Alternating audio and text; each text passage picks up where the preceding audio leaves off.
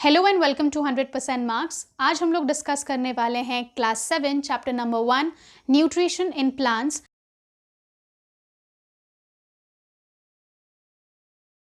तो चलिए शुरू करते हैं।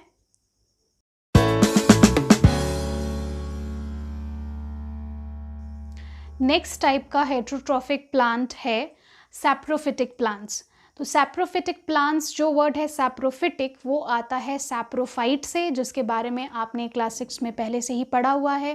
सैप्रोफाइट्स क्या होते थे? सैप्रोफाइट्स ऐसे ऑर्गेनिजम्स होते थे जो कि डेड डिकेइंग ऑर्गेनिक मैटर को यूज़ करके अपना खाना बनाते थे और उससे अपना न्यूट्रिशन ऑब्टेन करते थे।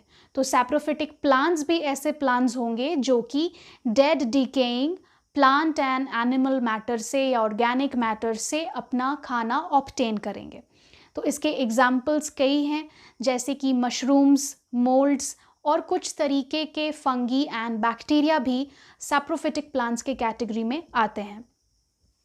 सैप्रोफिटिक प्लांट्स में जैसे कि मशरूम का ही आप एग्जाम्पल ले लीजिए। अगर उसको आप देखेंगे तो उसके कई सारे फीचर्स आपको समझ आएंगे। मशरूम्स में या किसी भी सैप्रोफिटिक प्लांट में कभी कोई लीव्स नहीं होता है। उसमें कभी भी आप कोई भी लीफ या लीफी स्ट्रक्चर नहीं देखते हैं। बिना लीफ वाले प्लांट्स होते हैं सैप्रोफिटिक प्लांट्स।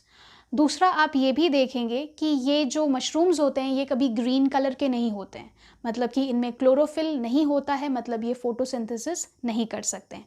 तभी तो इन्हें हेटेरोट्रॉफिक प्लांट्स के कैटेगरी में हम रखते हैं। अगर क्लोरोफिल होता और खुद का खाना ये बना सकते तो फिर ये इन्हें ऑटोट्रॉफिक प्लांट्स में रखा जाता। इन्हें इस कैटेगरी में रखते जहाँ पर ये ऑटोट्रॉफिक न्यूट्रिशन कर पाते, लेकिन ये ग्रीन कलर के नहीं होते हैं, ये नॉन ग्रीन प्लांट्स होते हैं। तीसरा, आप ये भी देखते हैं कि मशरूम्स जैसे प्लांट्स, सैप्रोफिटिक प्लांट्स, ज़्यादातर डार्क और डैम्प रीजन में पाए जाते हैं। डार्क और डैम्प मतलब, डार्क मतलब होता है अंधेरे जगह पे पाए जाते हैं, और डैम्प मतलब ऐसा जगह जो कि नमी से भरा हुआ हो, मॉइस्चर से भरा हुआ हो। ऐसे जगह पर ज़्यादातर मशरूम का ग्रोथ देखा जाता है, सैप्रोफिटिक प्लांट्स का ग्रोथ देखा जाता है। सैप्रोफिटिक प्लांट्स के फीचर्स जानने के बाद अब हम लोग जानेंगे कि सैप्रोफिटिक प्लांट्स आखिर अपना nutrition dead decaying organic matter से ऑब्टेन कैसे करते हैं। तो जब ये मशरूम्स किसी रॉटन लीव्स के ऊपर उगते हैं या फिर किसी डार्क रीजन में उगते हैं, तो वहाँ आसपास जो भी लीव्स जो कि सड़ रहे होते हैं या फिर कोई भी एनिमल या प्लांट का कोई भी डिकेइंग मैटर अगर आसपास होता है, तो वो इन डेड डिकेइंग ऑर्गेनिक मैटर के ऊपर डाइजेस्टिव जूसेस रिलीज करते हैं। डाइजेस्टिव जूसेस मतलब ऐसे लिक्विड्स जो कि इन प्लांट्स से बाहर निकलते हैं, जो कि सैप्रोफिटिक प्लांट्स अपने बॉडी से बाहर निकालते हैं, जो कि उनके डाइजेशन को करने में मदद करेंगे। तो ये डाइजेस्टिव जूसेस का काम बस इतना होता है कि वो डेड डिकेइंग ऑर्गेनिक मैटर को सिंपल शुगर में कन्वर्ट करने में मदद करते हैं।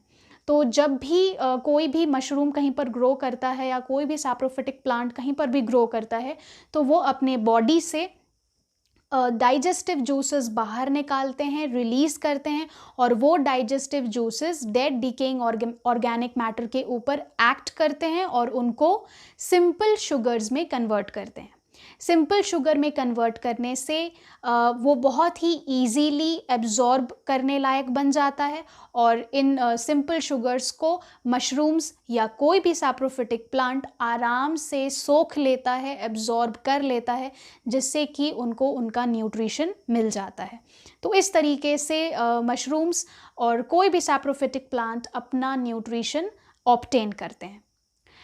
इसके बाद हमें जानना है एक एक्टिविटी जिसमें कि हम ये समझेंगे कि आप नॉर्मली कैसे कहीं पर भी सैप्रोफिटिक ऑर्गेनिजम्स का या सैप्रोफिटिक प्लांट्स का ग्रोथ देखते हैं। तो इसके लिए हमें बस करना इतना है कि एक ब्रेड का पीस लेना है और उसको वाटर डालकर, उसमें पानी छिड़क कर 2-3 दिन के लिए आपको ऐसे जगह पर रख देना है जो कि एक डार्क प्लेस हो, एक अंधेरा जगह हो, और वहाँ पर आपको उसको 2-3 दिन रख देना है और उसको वैसे ही छोड़ देना है। 2-3 दिन के बाद आप देखेंगे कि उस ब्रेड के ऊपर एक वाइट या ब्राउन या ग्रीन कलर का एक फ्लफ़ी लेयर बन जाता है।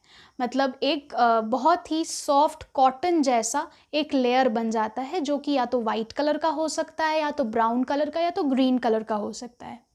जो ये फ्लफ़ी ग्रोथ हम देखते हैं, ये एक्चुअली होता है फंगस का ग्रोथ, जिसको हम ब्रेड मोल्ड कहते हैं। ये एक टाइप का फंगस है, ठीक है। थोड़ी देर पहले जो मैं एग्जांपल आपको बता रही थी कि सैप्रोफिटिक प्लांट्स का एग्जांपल फंगी भी होता है, कुछ टाइप के फंगी भी सैप्रोफिटिक प्लांट्स में आते हैं। तो फंगी एक प्लूरल वर्ड है, फंगस एक सिंगुलर वर्ड है। तो फंगस सिंगुलर हुआ, फंगी प्लूरल हुआ। तो ये जो ब्रेड के ऊपर उगता है फ्लफ़ी ग्रोथ, इसको हम फंगस का ही एक टाइप मान सकते हैं, फंगी का ही एक टाइप मान सकते हैं, और इसको कॉमन लैंग्वेज में ब्रेड मोल्ड कहा जाता है। अगर साइंटिफिक लैंग्वेज में इस फंगी का या फंगस का नाम जानना चाहें हम, तो वो होता है राइजोपस। इसके बारे में आप क्लास 8 में दोबारा से पढ़ेंगे माइक्रो ऑर्गेनिजम्स चैप्टर में। तो ये राइजोपस का ग्रोथ हम ज़्यादातर देखते हैं जब भी कोई खाना सड़ जाता है, कोई ब्रेड ख़राब हो जाता है, उसकी रॉटिंग हो जाती है, तो ये जो फ्लफ़ी ग्रोथ हम देखते हैं ज़्यादातर, इसको हम क्या कह सकते हैं, फंगस ग्रोथ, ब्रेड मोल्ड या फिर राइजोपस।